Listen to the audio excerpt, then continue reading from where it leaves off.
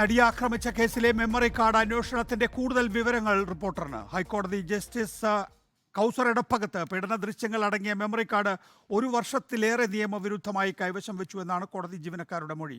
Bench clerk Mahesh Mohan memory card വീട്ടിൽ കൊണ്ടുപോയി പരിശോധിച്ചത് ജസ്റ്റിസിന്റെ നിർദ്ദേശത്തെ തുടർന്നാണെന്നും വിചാരണ കോടതി ജഡ്ജി ഹണിയം വർഗീസിന്റെ അന്വേഷണ റിപ്പോർട്ടിലുണ്ട്.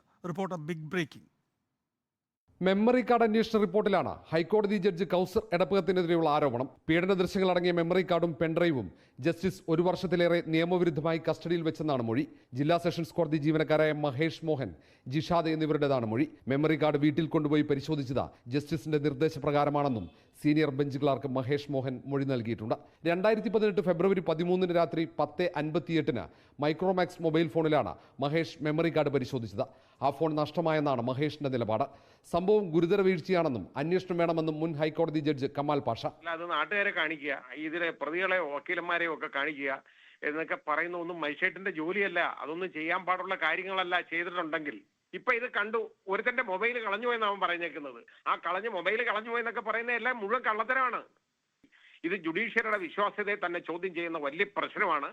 അങ്ങനെ ഉണ്ടെന്നുണ്ടെങ്കിൽ അതിന് ശരിയായ രീതിയിലുള്ള അന്വേഷണം വേണം. അത് ഹൈക്കോടതിയുടെ മേൽനോട്ടത്തിൽ തന്നെ അന്വേഷണം നടക്കണം. അതേസമയം ജസ്റ്റിസ് കൗസർ എടപ്പകത്തിന്റെ വിശദീകരണം തേടാതെയാണ് റിപ്പോർട്ട് തയ്യാറാക്കിയത്. ഇത് ഗുരുതര വീഴ്ചയാണെന്നും വിമർശനമുണ്ട്. അങ്കമാലി മജിസ്ട്രേറ്റ് ലീന റഷീദ് ഉൾപ്പെടെ 3 പേരാണ് നിയമവിരുദ്ധമായി ദൃശ്യങ്ങൾ പരിശോധിച്ചതെന്നും അന്വേഷണ റിപ്പോർട്ടിലുണ്ട്. ഈ സാഹചര്യത്തിലാണ് അന്വേഷണ റിപ്പോർട്ട് തള്ളണമെന്ന ആവശ്യവുമായി അതിജീവിത ഹൈക്കോടതിയെ സമീപിച്ചത്. പോലീസിന്റെ പ്രത്യേക സംഘം അന്വേഷിക്കണമെന്നും ഹർജിയിൽ ആവശ്യപ്പെട്ടിട്ടുണ്ട്. ഈ ഹർജി കെ ബാബു അധ്യക്ഷനായ ബെഞ്ച് നാളെ പരിഗണിക്കും. മെമ്മറി കാർഡ് ഉൾപ്പെടെയുള്ള തെളിവുകൾ സീൽ ചെയ്ത കവറിൽ കോടതി ചെസ്റ്റിൽ സൂക്ഷിക്കണം എന്നതാണ് നിയമം. ഇത് നിയമവിദഗ്ധരുടെ സാന്നിധ്യത്തിൽ ഓപ്പൺ കോടതിയിൽ മാത്രമേ പരിശോധിക്കാൻ പാടുള്ളൂ എന്നും നിയമം അനുശാസിക്കുന്നുണ്ട്. ഈ നിയമങ്ങളെല്ലാം കാറ്റിൽ പറത്തിയാണ് ജുഡീഷ്യൽ ഓഫീസറും കോടതി ജീവനക്കാരും പീഡന ദൃശ്യങ്ങൾ അടങ്ങിയ മെമ്മറി കാർഡ് നിയമവിരുദ്ധമായി പരിശോധിച്ചത്. Reporter R Roshipal, in reporter, Kochi.